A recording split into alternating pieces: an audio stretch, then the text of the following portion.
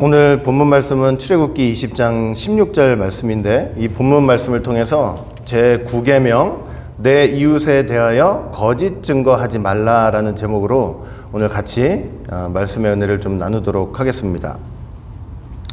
자, 지금 거짓 증거를 하지 말라고 했는데, 여기 거짓 증거라고 하는 것은 법정에서 사용되는 용어죠. 법정에서 거짓말로 증언을 하지 말라는 의미예요.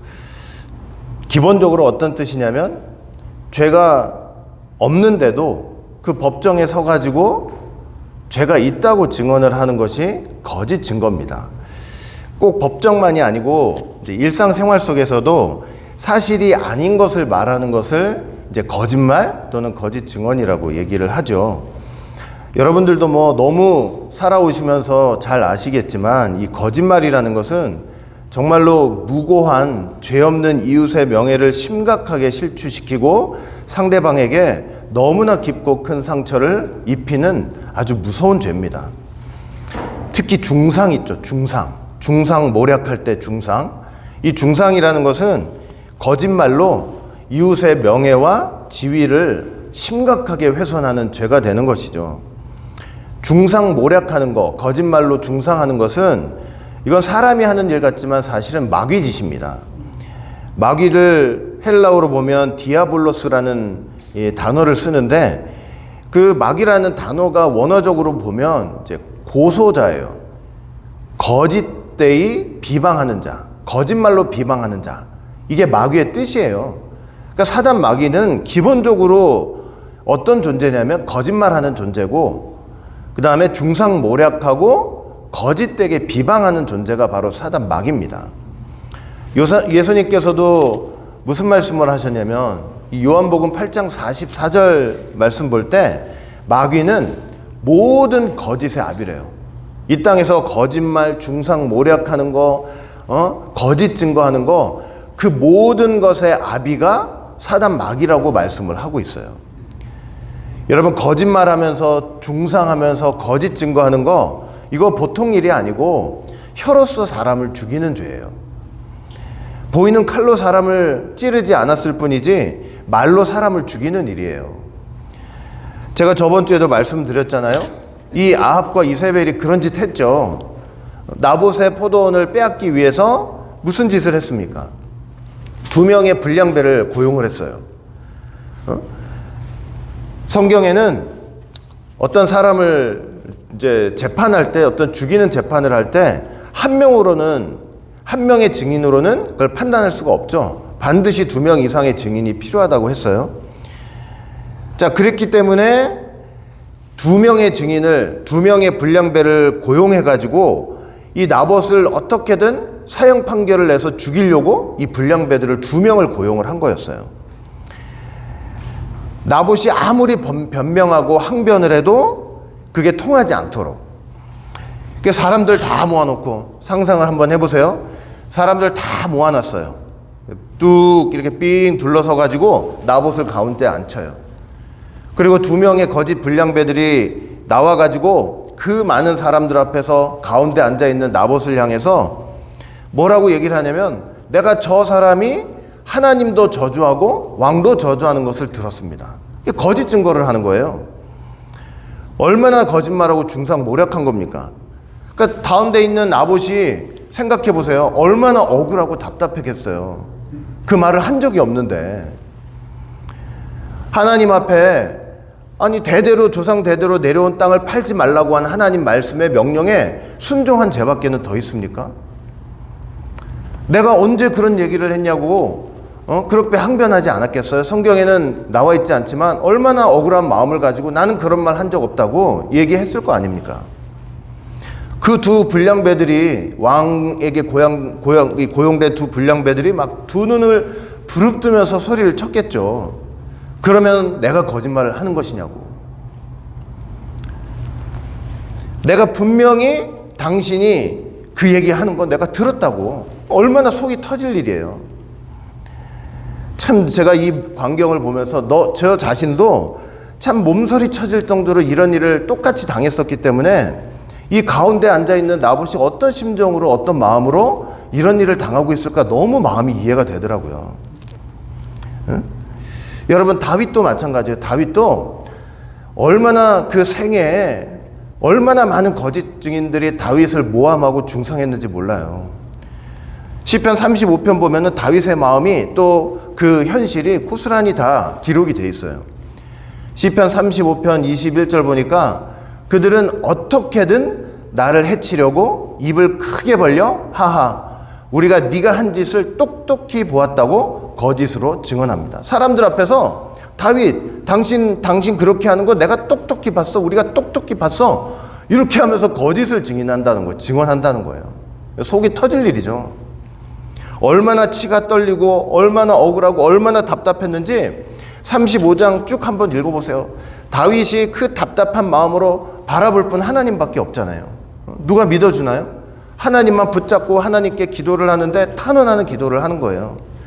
시편 35편 25절 26절 보니까 저 원수들이 나를 보고 마음속으로 하하 우리 소원대로 잘됐다 하며 기뻐하지 않게 하소서. 드디어 우리가 그를 삼켰다 하고 말하지 못하게 하소서. 나의 불행을 보고 기뻐하는 저자들로 수치를 당하게 하여 사람들 앞에 고개조차 들지 못하게 하소서. 나의 고통을 보고 내 앞에서 우쭐대는 저자들로 수치와 창피를 당하게 하소서. 오죽했으면 이런 기도를 하면서 하나님께 매달렸겠냐고요. 시편 읽어보세요. 다윗의 시를 읽어보세요. 얼마나 거짓 증인들에 의해서 다윗이 고통받았는지 몰라요. 그 나봇을 고소하는 거 보고 순간 사람들이 그 거짓 증거를 믿고 나봇을 성문 밖으로 끌고 나가가지고 그 돌로 쳐 죽인 거 아닙니까? 잘 알아볼 생각을 못했죠. 사람들이 한번 이렇게 거짓말에 속아가지고 이 군중 심리에 휩싸이잖아요. 그러면 잘 알아볼 생각하지 못해요. 그냥 거기에 휩쓸려가지고 아무런 죄도 없는 나봇을 무고하게 돌로 쳐서 죽게 만든 것이었습니다. 이 거짓말이 사람을 죽이는 거예요. 사람을 죽여요. 예수님도 마찬가지죠. 예수님도 사람들의 거짓말 그 중상모략에 얼마나 많이 당하셨습니까? 대제사장들과 이 모든 공회 의원들이 예수님을 사형을 시켜야 되겠는데 가장 효과적이고 좋은 방법이 뭐냐? 어떻게 하면 예수님을 십자가에다 못 매달아가지고 그렇게 죽일 수 있겠느냐? 제일 좋은 방법이 뭐냐? 효과적인 방법이 뭐냐? 거짓 증거를 찾는 거였어. 거짓 증인들을 모아가지고 거짓 증거를 하자. 보세요. 거짓말은 사단이 하는 짓들이에요. 사단이. 거짓말, 거짓 증거, 중상모략하는 거 사단이 하는 일들이에요. 예수님 앉혀놓고 그 공회에 자기들 뚝 이렇게 서가지고 예수님 가운데 세워놓은 다음에 수많은 사람들을 동원해서 예수님을 향해서 거짓 증거를 하게 만들었어요. 여러분 분명히 그렇게 예수님을 향해서 거짓 증거했던 사람들 중에 분명히 예수님께서 예루살렘 입성하실 때 그 종려나무 가지를 들고 호산나 다윗의 자손이여 우리를 구원하소서 주의 이름으로 오시는 이여 이렇게 외쳤던 사람 있었을 것입니다. 광기에 쌓여가지고 그 종교 지도자들의 부추김 충동에 그 광기에 쌓여가지고 그 군중 심리에 휩싸여가지고 거짓말을 해서라도 거짓 증거를 들어서라도 저 예수를 죽여야 된다. 두 사람이 나섰어요. 그래가지고 뭐라고 증언을 하냐면 저 예수가 자기가 성전을 헐어버리고 사흘 만에 다시 세운다고 했습니다. 딱 증언을 하는데 사람들이 이 거짓 증언을 들으면서 어느 부분에서 가장 분노를 했겠어요?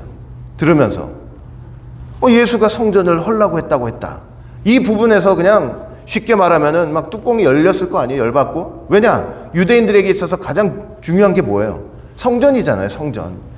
근데 예수가 자기가 성전을 헐겠다고 했다. 그 거짓말을 듣고 막 뚜껑이 열리고 화가 나고 분이 열리는 거예요. 분이 터지는 거예요. 근데 여러분 이 거짓 증인들의 거짓 증언을 한번 잘 들어보세요. 저 예수가 자신이 성전을 헐고 사흘 만에 다시 세운다고 했다. 이게 맞는 말이에요? 틀린 말이에요? 여러분 잘 듣지 않으면 이게 맞는 말인지 틀린 말인지 구분을 못 한다니까요. 이거는 교묘하게 틀린 말이에요. 교묘하게. 요한복음 2장을 한번 돌아가 보세요. 예수님께서 사람들에게 뭐라고 말씀을 하셨어요? 내가 성전을 헐어버리고 사흘 만에 세우겠다는 말씀 예수님 하신 적 없어요. 사람들한테 뭐라고 얘기했냐면 너희가 이 성전을 헐라. 그러면 내가 사흘 만에 세우리라. 이렇게 말씀을 하셨거든요. 내가 성전을 헐어버리겠다고 말씀하신 게 아니고 그들 보러 헐라고 말씀을 하신 거였어요. 그런데 예수님을 올가매려고 신성 모독, 성전을 모독하고 부숴버리겠다고 하는 그 죄를 덮어 씌워서 죽이려고 교묘하게 그 말 한마디를 바꾼 거예요. 그러면 사람들은 그 말을 들을 때 예수님이 무슨 말씀을 하셨던지 요한복음 2장에 가가지고 그걸 들었던 제대로 된 증인들을 찾아서 사실을 확인한다? 그런 일이 없는 거예요. 그런 일이. 그러질 않아요. 그렇게 하는 게 아니고 그냥 그 순간 그 얘기 듣고 잘 생각하고 예수님이 무슨 말씀하시는가 잘 알아볼 생각하지 않고 그냥 감정에 치우고 군중심리에 휩싸여가지고 신성 모독의 대를 뒤집어 씌우는 거예요. 저 예수가 정신이 없구나. 성전을 헐라하다니, 성전을 헐어버리라고 하다니. 여러분, 나쁜 목적을 위해 사람의 말을 이렇게 고의적으로 교묘하게 변경시키고 더하거나 빼가지고 이렇게 해서 예수님을 죽이는 자리까지 내몬 거, 이거 얼마나 못됐습니까? 거짓말은 사단이 하는 짓이에요. 마귀가 하는 짓이에요. 그런데 여러분, 가만히 보면요, 제가 생각을 좀 해봤어요. 가만히 보면 이렇게 중상모략하는 사람들은 어쩌면요, 자기들이 거짓말을 하고 있다는 걸 모르고 진짜로 그게 참말이라고 생각하는지도 모르겠어요. 자기들은 진짜로 그렇게 들었다고 생각하는지 모르겠어요. 예수님이 분명히 너희가 성전을 헐라고 말씀하셨는데 어쩌면 이 사람들은 들으면서 자기가 성전을 헐겠다고 이렇게 들었는지 모르겠어요. 여러분, 말씀도, 하나님의 말씀도 정신 차리고 듣지 않으면 실제 말씀하신 것과 다르게 들린다니까요. 내 욕심과 내 마음과 내 상황을 쫓아서 말씀을 자꾸 듣다 보면요, 하나님 말씀은 정직하게 나오는데 내 안에서 어떻게 돼요? 내 안에서 구부러지는 거예요. 분명히 말씀은 이러는데 내 안에서 구부러지게 들어서 들은 말씀을 그걸 하나님 말씀으로 착각할 수가 있는 거예요. 이게 얼마나 무서운 일인지 몰라요.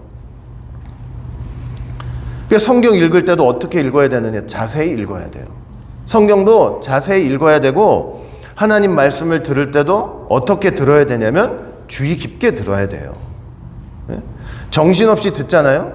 집중해서 듣지 않고. 그 옛날에 원로 목사님이 항상 하시던 말씀이 생각이 나요. 군대의 기본 자세는 차렷이다. 신앙생활의 예배와 모든 신앙생활의 기본 자세는 집중이라는 거예요. 집중. 제가 이제서 그게 이해가 돼요. 아, 말씀 한마디를 들어도 집중해서 듣지 않으면 분명히 하나님은 가라고 말씀하시는데 내 안에서 내 욕심을 따라, 내 생각을 따라 정신 차리고 듣지 않다가 나라고 들을 수가 있겠구나. 이런 생각이 딱 드는 거예요.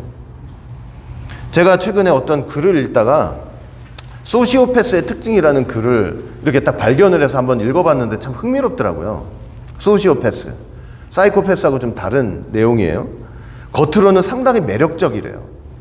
그 자신감도 있고 언변술도 뛰어나가지고 인기도 많고, 그러니까 자기가 원하는 것을 손쉽게 손에 넣기 위해서 아주 부침성도 대단하대요. 막 순양난처럼 사람들 앞에 네 그래가지고 자기 편을 만든다는 거예요. 어떤 일을 성공시키기 위해서 수단과 방법을 가리지 않는데요. 아주 부침성 있게 순양난처럼 네네 하면서 자기 편 만든 그 인간관계를 자기 목적을 위해서 수단 방법으로 사용한다는 거예요. 얼마나 상대방과 의견 충돌이 있을 땐 또 갑자기 막 이 충동적으로 분노하고 흥분하고. 근데 이 소시오패스의 가장 중요한 특징 중에 하나가 뭐냐면 거짓말이에요. 거짓말. 남을 속이는데 아주 최적화되어 있는 상태가 된다는 거예요. 일단 자신이 남을 속일 수 있는지 확인하기 위해서 거짓말을 해본대요. 속잖아요? 먹히잖아요? 그러면 그때부터 더 큰 거짓말로 남들을 속이기 시작한다는 거예요. 서슴없이 거짓말을 한대요. 마음의 양심에 거림없이, 꺼리낌 없이. 그리고 자신의 거짓말로 상대방을 조종하고 관리하는 것을 즐긴다는 거예요. 즐긴대요. 그리고 자신의 잘못이 밝혀지면 그 위기를 순간 모면하기 위해서 나 다시는 이런 일을 하지 않을게요. 이번에 잘못을 통해서 내가 많이 배운 것 같아요. 연민과 동정심을 들먹이면서 또 자기 마음을 속이면서 거짓말을 한다는 거예요. 이게 얼마나 무서운지 몰라요. 얼마나. 자기가 거짓말을 하면서도 거짓말인지도 모르게 하는 거예요, 나중에는. 다른 인생을 파괴하고 심각하게 망가뜨려 놓고 아무렇지도 않은 거예요. 아무렇지도 않아요. 여러분, 성령님께서 우리의 타락한 본성을 제어시켜 주시지 않으면 이렇게 거짓말도 진짜처럼 말하는 세상이 돼버리는 거예요. 우리의 본성 안에 그런 게 다 들어있는 거예요. 자신도 속아요, 자신도. 내 거짓말에 나도 속아요, 나도. 내가 진짜를 말하는 걸로 생각한다니까요. 여러분, 스데반 집사는 최초의 7 집사 중에 하나잖아요. 얼마나 지혜와 성령을 하나님께서 물 붓듯이 이렇게 부어주셨는지 사람들이 그 앞에서 말로 해가지고 도무지 당해낼 수가 없는 거예요. 그래서 또 종교 지도자들이 저걸 넘어뜨리기 위해서 무슨 생각을 했느냐, 또 무슨 생각했겠어요. 또 거짓 증언들을 부르기 시작했어요. 그 동원해가지고 딱 저 사람에 대해서 거짓말로 또 증언을 하는 거예요. 우리는 분명히 스데반이 하나님과 모세를 모독하는 것을 들었습니다. 이 사람은 계속해서 거룩한 성전과 율법에 어긋나는 말만 하고 다닙니다. 나사렛 예수가 성전을 헐어버리고 대대로 내려온 모세 율법도 모조리 바꿀 거라고 했습니다. 이거 보세요. 여기도 그 거짓말이 있잖아요. 그러니까 또 거짓 증언들을 다 불러가지고 또 거짓말로 이걸 넘어뜨리려고. 그러니까 참 이 하나님의 구속사 속에서 사단이 제일 잘하는 게 뭐냐면 거짓말이에요. 거짓말. 거짓말로 하나님의 뜻을 다 무너뜨리고 하나님의 백성들을 낙심시키고 그 상처 주고 다시는 재기할 수 없도록 짓눌러 버리는 거 거짓말로 그렇게 다 하는 거예요. 공회에 끌려갔어요. 최후 설교했죠. 여러분, 사도행전 7장 그 스데반의 마지막 설교 보세요. 정말 구속사적 경륜을 제대로 깨달아가지고 하나님께서 예수님을 이 땅에 보내시기까지 어떤 역사들이 그 이스라엘 역사 속에 있었는지 다 증거하면서 그렇게 오신 예수님을 너희들이 다 죽였다 그거예요. 그런데 그 얘기를 듣더니 이 거짓 증인들이 자기 옷을 사울 발 앞에다가 탁 놓고 스데반을 향해서 막 돌을 던지기 시작하잖아요. 돌을 던지는 순간 하나님께서 얼마나 마음이 급해요. 하나님 보좌 우편에서 예수님이 벌떡 일어나셔가지고 하늘문 확 여셔가지고 스데반한테 딱 보여주시잖아요. 나 너 받을 준비하고 있어. 받을 준비하고 있어. 그러니까 스데반이 그 돌 맞는 순간에도 하늘의 소망을 보면서 그 절체절명의 순간에서 믿음을 저버리지 않고 끝까지 믿음 지키고 말 지키고 마음 지키고 결국 하나님 품에 안기지 않았습니까? 하나님은 정직한 사람들을 구원해 주신다는 거 여러분 꼭 믿으시기를 바라겠습니다. 바울은 그 겉옷을 맡아줬다니까요. 그때만 해도. 거짓 증인들 스데반 죽일 때 겉옷 있으면 불편하니까 벗어났잖아요. 사도 바울이 내가 맡아주겠다고. 그랬던 사람이 바울이었어요.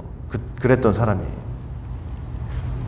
여러분, 성경 볼 때 하나님의 사람들이 악한 자들로부터 얼마나 거짓말 중상모략 많이 당했는지 몰라요. 사단이 하나님의 백성을 공격하는 최대 무기가 거짓말입니다. 거짓말이에요. 에덴 동산 최초의 타락을 보세요. 에덴 동산에서도 이 제9계명을 어긴 사건이 있었던 거예요. 선악과를 따먹기까지 그 모든 과정을 다 보세요. 온통 거짓말 투성이에요. 온통 거짓말 투성이. 뱀이 여자에게서 와가지고 처음에 한 말이 뭐였어요? 하나님이 진짜로 동산 모든 나무의 실과를 먹지 말라 하시더냐. 거짓말로 시작했죠. 여자의 대답도 뭐예요? 동산 가운데 나무의 실과는 먹지도 말고 만지지도 말라. 죽을까 하노라. 이게 하나님 말씀하고 같아요, 틀려요? 하나님 말씀은 먹으면 죽는다는데 여자는 어떻게 말하고 있어요? 먹지도 만지지도 말라. 죽을까 하노라. 하나님 말씀이 분명히 먹으면 죽는다고 선포됐는데 왜 여자는 이런 말을 하고 있겠어요? 말씀이 귀로 들어왔는데 자기 욕심에 따라 말씀이 어떻게 된 거예요? 굴곡이 돼버린 거예요. 그러니까 아까도 말씀드렸죠? 내 마음의 욕심을 따라 내 상황에 따라 내가 하고자 하는 그 의지에 따라 하나님 말씀도 내 안에서 굽어지는 거예요. 하나님은 항상 정직하시는데 사람이 미련해서 그 말씀대로 가면은 직진하고 대로를 갈 텐데 미련해가지고 그 말씀을 굽어뜨리고 자기 가는 길도 이렇게 거꾸로 틀어버리는 거예요. 사람이 미련해서 그러는 거예요. 그러니까 뱀이 또 뭐라 그래요? 너희는 절대로 죽지 않는다. 완벽한 거짓말 아니에요. 너희 눈이 밝아서 하나님처럼 될까봐 하나님이 먹지 말라고 하신 거야. 여러분, 타락의 과정은 처음부터 마지막까지, 뱀이 여자를 찾아오는 순간부터 여자와 남자가 그 선악과를 따먹는 그 마지막 결말의 순간까지 처음부터 끝까지 온통 거짓말로 점철됐다는 사실을 여러분 꼭 기억하시길 바라겠습니다.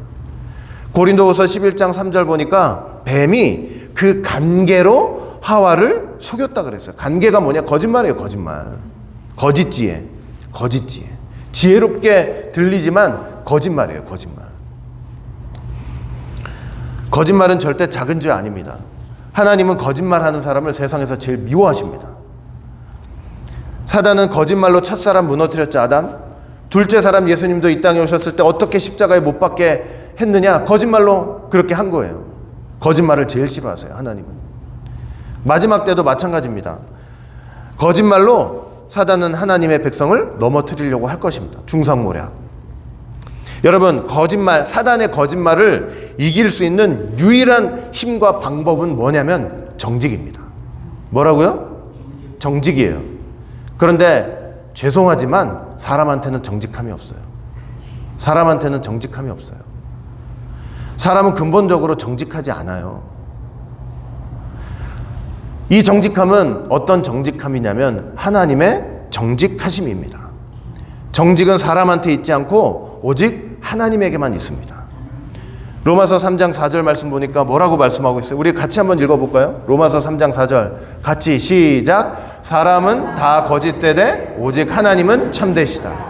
호세아 14장 9절 시작. 여호와의 도는 정직하니 의인이라야 그 도에 행하리라. 여러분, 하나님의 말씀이 정직하고 하나님이 정직하시고 그리고 그 하나님 말씀에 어긋나지 않는 것이 정직함입니다. 내 마음에 정직함은 있을 수가 없어요.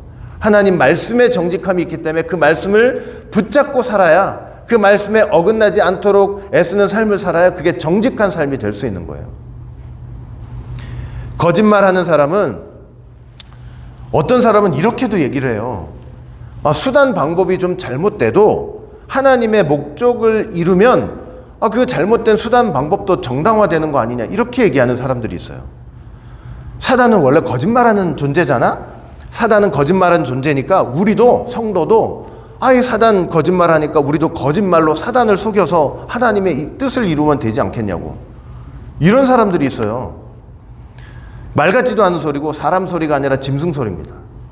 여러분, 사도 바울 때도 그랬어요. 사도 바울 때도 어떤 사람들이 있었는지 아세요? 내가 거짓말을 했는데 그 거짓말로 하나님의 목적이 이루어져서 하나님의 영광이 드러났다면 내가 하나님 앞에 벌 받을 필요가 있을까? 이렇게 의문을 제기하는 사람들이 있는 거예요. 로마서 3장 7절부터 8절 꼭 한번 읽어보세요. 사도 바울이 뭐라고 결론을 딱 내리느냐? 그런 사람들은 정죄받아 마땅합니다, 그러는 거예요. 이단들이 얼마나 그런 얘기 많이 하는지 아세요? 거짓말로 속여서 하나님의 뜻을 이루면 그 정죄받지 않는다, 오히려 하나님께 영광 된다, 그러는 거예요. 여러분, 절대 그렇지 않습니다. 하나님의 뜻은 거짓말로 이룰 수 없습니다. 하나님의 뜻은 거짓말로 이룰 수 없어요. 하나님의 뜻은 정직함과 성실함으로 이루어야 합니다. 사단이 거짓말의 아버지고 거짓말의 대왕인데 사단한테 거짓말한다고 사단이 속을 것 같아요? 사단은 어디에 속는지 아세요? 사단은 정직함에 속아요. 하나님의 정직함에 속는 거예요. 거짓말에 속지 않아요. 사람이나 거짓말에 속지, 사단은 절대 거짓말에 속지 않아요. 하나님 말씀에 속는 거예요, 사단은. 하나님 말씀만이 정직하고 그 말씀에 어긋나는 것이라면 그게 거짓말입니다. 이거 기억하셔야 돼요. 그래서 우리는 우리 자신이 어떻게 정직하고 정직하게 살아요. 우리가 정직하게 살 수 있는 방법은 오직 하나님 말씀에 탁 붙어 있어야 되는 그 방법밖에 없다는 거 꼭 기억하시길 바라겠습니다. 성경에 참념하고 하나님 말씀에 창념해야죠. 그래야 우리가 정직함을 가질 수 있는 거예요.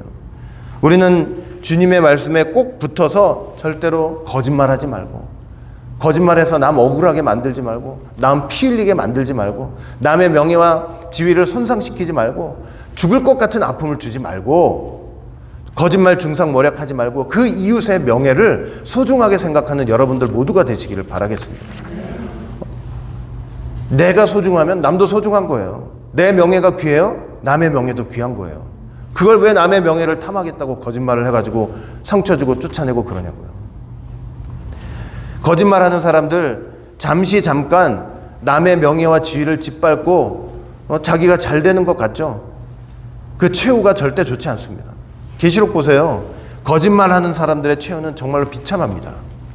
계시록 21장 8절 그러나 비겁한 자들과 믿지 않는 자들과 가증한 자들과 살인자들과 음행하는 자들과 점치는 자들과 우상숭배하는 자들과 또 어떤 자들이요?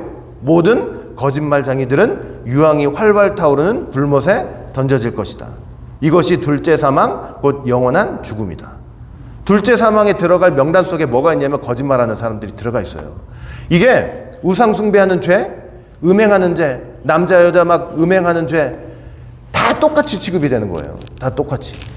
계시록 22장 15절 보세요.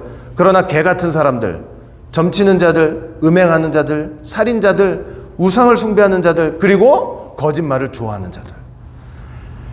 누구라도 그 거룩한 도성 새 예루살렘이죠. 안에 절대 들어오지 못하고 도성 밖에 남아있게 될 것이다. 예수님 말씀대로 밖에서 이를 갈며 슬피 우는 거예요. 오직 예수 그리스도 그 귀하신 어린 양을 따르는 14만 4천. 여러분 계시록 14장 보세요. 하나님의 선택된 백성들은요 그 입에 절대 거짓말이 없는 자들이라는 것을 꼭 믿으시길 바라겠습니다. 그 나라 갈 때까지 기억하시고 우리 성도는 농담이라도 장난이라도 거짓말하지 말고요. 그 거짓말로 남을 괴롭히거나 남에게 모욕을 주거나 명예를 훼손시키는 그런 일을 하지 말고요. 하나님 말씀 꼭 붙잡고 말씀 꼭 붙잡고 하나님 말씀이 정직하고 하나님이 정직하시니 그 하나님 꼭 붙잡고 끝까지 진실을 지키며 사는 귀한 성도들이 되시기를 주의 이름으로 간절히 축원을 드리겠습니다. 기도합니다. 사랑과 은혜가 풍성하신 아버지 하나님, 오늘도 이렇게 귀한 시간을 통해서 제 9계명 내 이웃에 대해서 거짓 증거하지 말라 하신 그 귀한 말씀을 다시 한번 우리 하나하나 상고하며 생각해 볼 수 있도록 인도하여 주신 것 진심으로 감사드립니다. 절대로 거짓말하는 삶을 살지 않도록 도와주시고 거짓 증거로 남의 명예와 남의 지위를 훼손시키고 남을 아프게 하고 남을 괴롭게 하는 그런 자리에 절대로 서지 않는 우리 모두가 될 수 있도록 축복하여 주시옵소서. 하나님의 말씀만이 정직합니다. 사람은 다 거짓되되 하나님만 정직합니다. 그 정직하신 하나님, 그 귀한 하나님의 말씀만을 붙들고 정직한 삶을 살기에 노력하고 힘쓰고 애쓰는 모두가 될 수 있도록 축복하여 주시옵소서. 감사하며 예수님 이름으로 기도합니다. 아멘.